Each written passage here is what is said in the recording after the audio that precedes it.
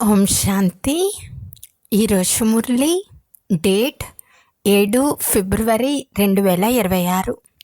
బాబా చెప్తున్నారు, మధురమైన పిల్లలు, బుద్ధిలో ఒక్క తండ్రి స్మృతి మాత్రమే స్థిరంగా ఉండటం కూడా అత్యంత గొప్ప సౌభాగ్యం. ప్రశ్న: సేవపై ఆసక్తి గల పిల్లల గుర్తులు ఏవి? జవాబు: వారు తమ నోటి ద్వారా జ్ఞానం వినిపించకుండా ఉండలేరు. వారు ఆత్మిక సేవలో తమ ఎముకను స్వాహా చేస్తారు. వారికి ఆత్మిక జ్ఞానం వినిపించటంలో చాలా సంతోషం కలుగుతుంది.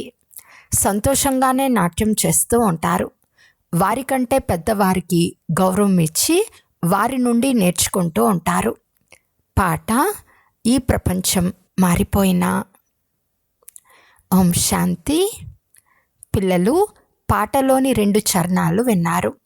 ఇది ప్రతిజ్ఞ చేయు పాట. వివాహం నిశ్చయమైన పిదప స్త్రీ పురుషులు ఒకరినొకరు వదిలిపెట్టమని ప్రతిజ్ఞ చేస్తారు. ఒకవేళ పరస్పరంలో సరిపడని ఎడల ఒకరినొకరు వదిలేస్తారు కూడా. ఇక్కడ పిల్లలైన మీరు ఎవరితో ప్రతిజ్ఞ చేస్తారు? ఈశ్వరునితో. పిల్లలు లేక ప్రయూసులైన మీ నిశ్చితార్థం వారితో జరిగిపోయింది. కానీ విశ్వానికి యజమానిగా చేసే ఇటువంటి ఈశ్వరుని కూడా వదిలేస్తారు. పిల్లలైన మీరు ఇక్కడ కూర్చుని ఉన్నారు. ఇప్పుడు అనంతమైన బాప్దాదా వచ్చేసారని పిల్లలైన మీకు తెలుసు. ఇక్కడ మీకు గల మంచి స్థితి బయట సేవా కేంద్రాలలో ఉండదు. ఇక్కడ బాప్దాదా రానే వచ్చారని మీరు భావిస్తారు. సేవా కేంద్రాలలో బాబా చెప్పిన మురళి వచ్చిందని భావిస్తారు. ఇక్కడికి అక్కడికి చాలా తేడా ఉంటుంది. ఎందుకంటే ఇక్కడ మీరు అనంతమైన తండ్రి సన్ముఖంలో కూర్చున్నారు. అక్కడ తండ్రి సన్ముఖంలో ఉండరు. కనుక సన్ముఖంలో వెళ్ళి మురళి వినాలని కోరుకుంటారు. బాబా రానే వచ్చారని పిల్లలైన మీ బుద్ధిలో ఉంటుంది. ఇతర సత్సంగాలలో ఫలానా స్వామీజీ వస్తారని అనుకుంటారు కదా. అయితే ఈ ఆలోచన కూడా అందరిలో ఏకరసంగా ఉండదు. చాలామంది బుద్ధి యోగం ఇతర వైపులకు తిరుగుతూ ఉంటుంది. కొంతమందికి పతి, కొంతమందికి సంబంధికులు గుర్తుకు వస్తూ ఉంటారు. బుద్ధి యోగం ఒక గురువు పైనే నిలవదు. స్వామీజీ స్మృతిలో కూర్చునేవారు ఎవరో అరుదుగా ఉంటారు. ఇక్కడ కూడా అలాగే ఉన్నారు. అందరూ శివబాబా స్మృతిలో కూర్చున్నారని కాదు. బుద్ధి ఎక్కడో ఒక చోటుకు పరిగెత్తుతూ ఉంటుంది. బంధుమిత్రులు మొదలైన వారు గుర్తుకు వస్తూ ఉంటారు. పూర్తి సమయం అంతా శివబాబా స్మృతిలో ఉండటం చాలా గొప్ప సౌభాగ్యం. స్మృతి స్థిరంగా ఉండేవారు అరుదుగా ఎవరో ఒకరు ఉంటారు. ఇక్కడ తండ్రి సన్ముఖంలో ఉన్నందున చాలా సంతోషంగా ఉండాలి. అతీంద్రియ సుఖం గోపి వల్లభుని గోపికలను అడగండి అని గాయనం ఇక్కడితే. మీరు తండ్రి స్మృతిలో కూర్చుని ఉన్నారు. ఇప్పుడు మనం ఈశ్వరుని ఒడిలో ఉన్నామని, తర్వాత దేవతల ఒడిలోకి వెళ్తామని మీకు తెలుసు. కొంతమంది బుద్ధి సేవను గురించిన ఆలోచనల వైపు కూడా పోతుంది. ఈ చిత్రంలో ఇది సరిచేయాలి, ఈ మాట రాయాలని కూడా ఆలోచిస్తూ ఉంటారు. కానీ మంచి పిల్లలైతే ఇప్పుడు తండ్రి చెప్పేది వినాలి అని భావిస్తారు. ఇతర సంకల్పాలను రానివ్వరు. జ్ఞానరత్నాలతో జోలును నింపేందుకు తండ్రి వచ్చారు. కావున తండ్రితోనే బుద్ధి యోగాన్ని జోడించాలి. ధారణ చేయువారు నెంబర్ వారుగా ఉండనే ఉంటారు. కొంతమంది మంచి రీతిగా విని ధారణ చేస్తారు. కొంతమంది తక్కువగా ధారణ చేస్తారు. బుద్ధి యోగం మరోవైపు పెరిగెడుతూ ఉంటే ధారణ జరగదు. కచ్చాగానే ఉండిపోతారు. 1-2 సార్లు మురళి విని ధారణ అవ్వకుంటే అదే అలవాటు పక్కాగా అయిపోతుంది. ఆ తర్వాత ఎంతగా వింటున్నా ధారణ అవ్వదు. ఎవరికి వినిపించలేరు. ఎవరికి ధారణ అవుతుందో వారికి సేవ చేయాలనే ఆసక్తి ఉంటుంది. ఉత్సాహంతో పొంగిపోతూ ఉంటారు. ఎక్కడికైనా వెళ్ళి ఈ దానం చేయాలని ఆలోచిస్తూ ఉంటారు. ఎందుకంటే ఈ ధనం తండ్రి వద్ద తప్ప ఇతరులెవ్వరి వద్ద లేదు. అందరికీ ధారణ జరగచాలదని కూడా తండ్రికి తెలుసు. అందరూ ఒకే రకమైన ఉన్నతమైన పదవిని పొందలేరు. అందువలన బుద్ధి ఇతర వైపులకు తిరుగుతూ ఉంటుంది. కొంతమంది స్థూల సేవలో తమ ఎముకను ఆరగతీస్తారు, అందరినీ తృప్తిపరుస్తారు. ఉదాహరణకి భోజనం తయారు చేయవారు, తినిపించేవారు తృప్తిపరుస్తారు కదా. ఇది కూడా సబ్జెక్ట్ కదా. ఎవరికి సేవ పైన ఆసక్తి ఉంటుందో వారు నోటితో చెప్పకుండా ఉండలేరు. అయినా వీరికి దేహాభిమానం లేదు కదా. పెద్దవారిని గౌరవం ఇస్తున్నారా లేదా అని బాబా గమనిస్తూ ఉంటారు. గొప్ప మహారథులకు గౌరవం ఇవ్వాల్సి వస్తుంది. అక్కడక్కడ చిన్నవారు కూడా చాలా వివేకవంతులుగా ఉంటారు. అప్పుడు పెద్దవారు కూడా వారికి గౌరవం ఇవ్వవలసి వస్తుంది. ఎందుకంటే వారి బుద్ధి గ్యాలప్ చేస్తుంది. సేవలో ఆసక్తిని చూసి వీరు బాగా సేవ చేస్తారని తండ్రి సంతోషిస్తారు కదా. రోజంతా ప్రదర్శనలలో అర్థం చేయించేందుకు అభ్యాసం చేస్తూ ఉండాలి. ప్రశ్నలైతే అనేక మంది కావాలి కదా. దానికి ఇతర ఉపాయం ఏదీ లేదు. సూర్యవంశం, రాజారాణి, ప్రజలు అందరూ ఇక్కడే తయారవుతారు. ఎంత సేవ చేయాలి? ఇప్పుడు మనం బ్రాహ్మణులుగా అయ్యామని పిల్లల బుద్ధిలో ఉంది. ఇంట్లో గృహస్థంలో ఉన్నందున ఒక్కొక్కరి స్థితి ఒక్కొక్క విధంగా ఉంటుంది కదా. కానీ ఇల్లు వాకిళ్ళు వదిలి పెట్టరాదు. తండ్రి అంటున్నారు, భలే ఇంట్లో ఉండండి, కానీ ఈ పాత ప్రపంచం తప్పకుండా సమాప్తం అవుతుందని బుద్ధిలో నిశ్చయం ఉండాలి. ఇప్పుడు మన పని కేవలం ఒక్క తండ్రితో మాత్రమే. కల్పకృతం ఎవరు జ్ఞానం తీసుకున్నారో వారు మాత్రమే తీసుకుంటారని మీకు తెలుసు. సెకండ్ తర్వాత సెకండ్ ఉన్నది ఉన్నట్లుగా రిపీట్ అవుతూ ఉంది. ఆత్మలో జ్ఞానం ఉంటుంది కదా, తండ్రి వద్ద కూడా జ్ఞానం ఉంటుంది. పిల్లలైన మీరు కూడా తండ్రి సమానంగా తయారవ్వాలి. పాయింట్లు ధారణ చేయాలి. అన్ని పాయింట్లు ఒక్కసారి అర్థం చేయించబడవు. వినాశనం కూడా చాలా సమీపంలో ఉంది. ఇది ఇంతకుముందు జరిగిన వినాశనమే. సత్య త్రేతాయుగాలలో ఎలాంటి యుద్ధాలు జరగవు. చాలా ధర్మాలైన పిదప సైన్యం మొదలైనవి ఏర్పడిన తర్వాత యుద్ధాలు జరుగుతాయి. మొట్టమొదట ఆత్మలు సతో ప్రధానంగా క్రిందకి దిగుతాయి. తర్వాత సతో, రజో, తమో స్థితిలోకి వస్తాయి. ఇది కూడా బుద్ధిలో ఉంచుకోవాలి. రాజధాని ఎలా స్థాపన అవుతోంది?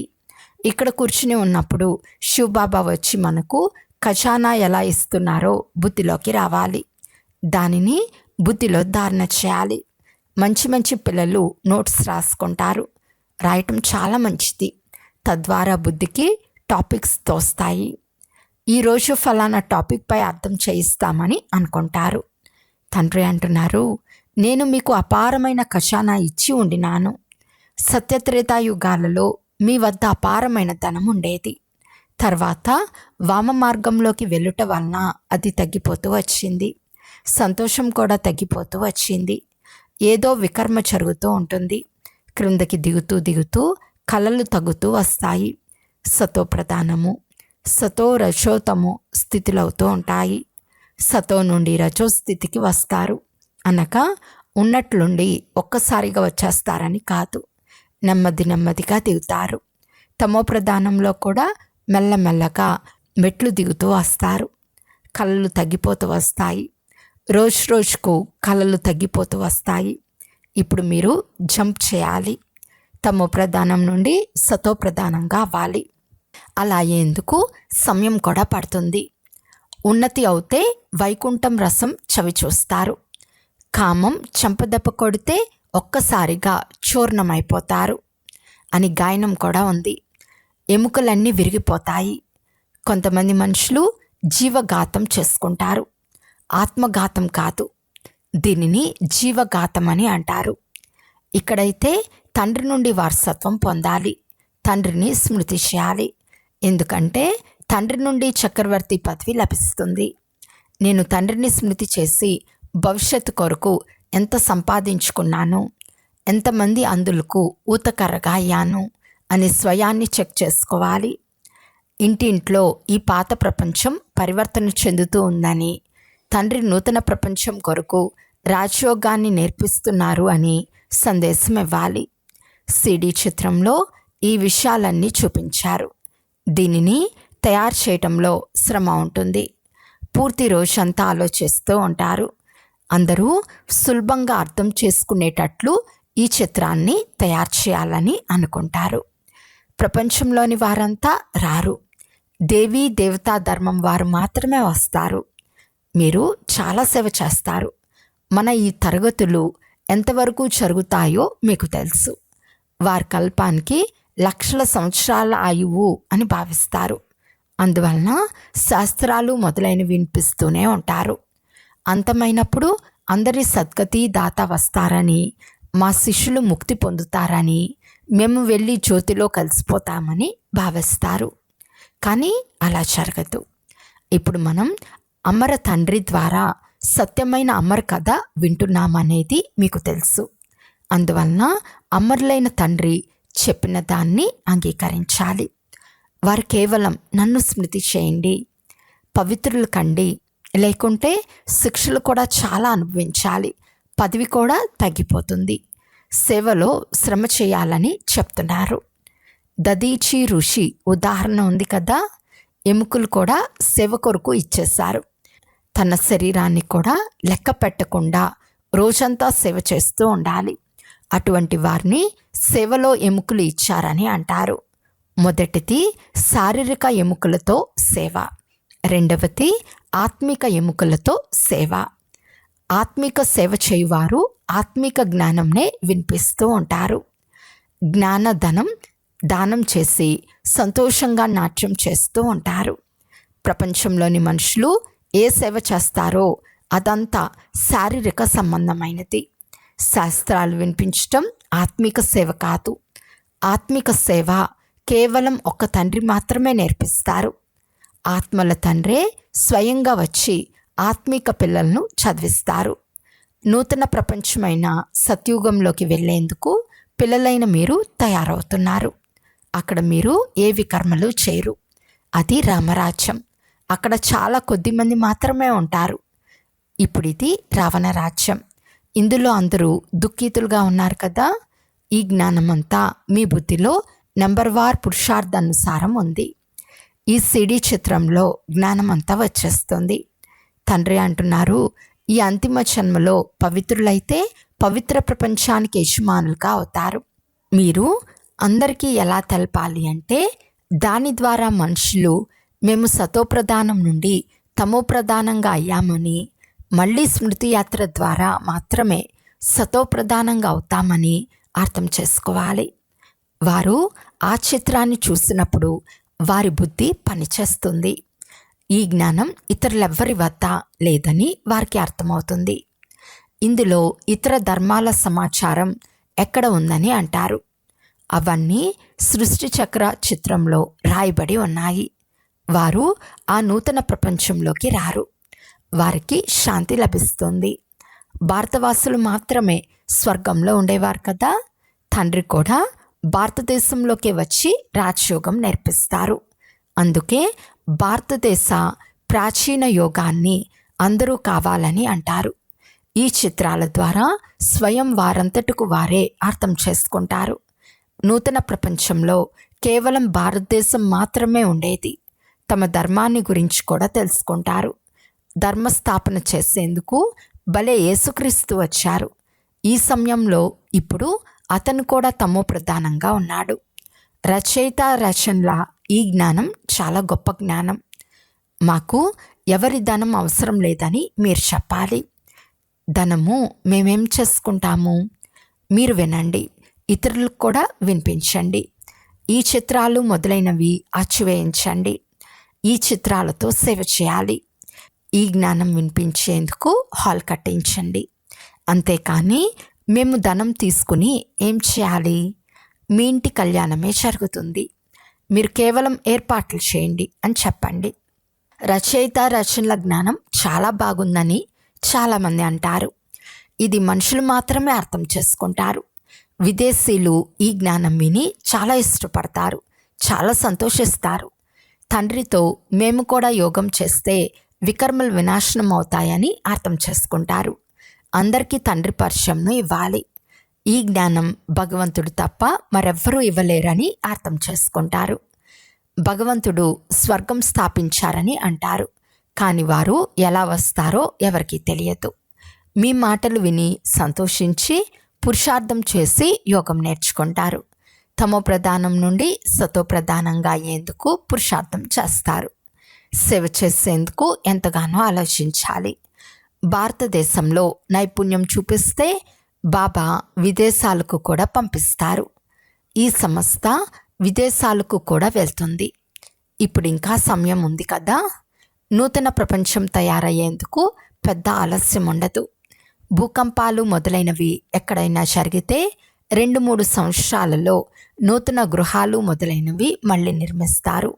మంచి నైపుణ్యం గలవారు చాలామంది ఉండి అవసరమైన సామాను తయారుగా ఉంటే తయారవటంలో ఆలస్యం ఉండదు. విదేశాలలో నివాస గృహాలు ఎలా తయారవుతాయి? మినిట్ మ్యాటర్, అంటే నిమిషంలో తయారవుతాయి. అటువంటప్పుడు స్వర్గంలో ఎంత వేగంగా తయారవ్వచ్చు? అక్కడ బంగారం, వెండి మొదలైనవి మీకు అపారంగా లభిస్తాయి. గనుల నుండి మీరు బంగారం, వెండి, వజ్రాలు తీసుకుని వస్తారు. పని చేయు యుక్తులు, కళలు అందరూ నేర్చుకుంటున్నారు. సైన్స్ వారి ఆడంబరం చాలా గొప్పగా నడుస్తూ ఉంది. ఈ సైన్స్ మీకు అక్కడ ఉపయోగపడుతుంది. ఇక్కడ నేర్చుకున్నవారు అక్కడ మరో జన్మ తీసుకుని వీటిని ఉపయోగిస్తారు. అప్పుడు ప్రపంచమంతా కొత్తదైపోతుంది. రావణ రాజ్యం సమాప్తమైపోతుంది. పంచతత్వాలు కూడా నియమానుసారం సేవ చేస్తాయి. స్వర్గం తయారవుతుంది. అక్కడ ఎలాంటి ఉపద్రవాలు జరగవు. రావణ రాజ్యమే ఉండదు. అందరూ సతో ప్రధానంగా ఉంటారు. పిల్లలైన మీకు తండ్రిపై చాలా ప్రేమ ఉండాలి. ఇది అన్నిటికంటే చాలా మంచి విషయం. తండ్రి ఖజానా ఇస్తారు. దాన్ని ధారణ చేసి ఇతరులకు దానం ఇవ్వాలి. ఎంత దానం చేస్తారో అంత జమ అవుతూ ఉంటుంది. సేవ చేయకుంటే ధారణ ఎలా అవుతుంది? సేవ చేసేందుకు బుద్ధిని ఉపయోగించాలి.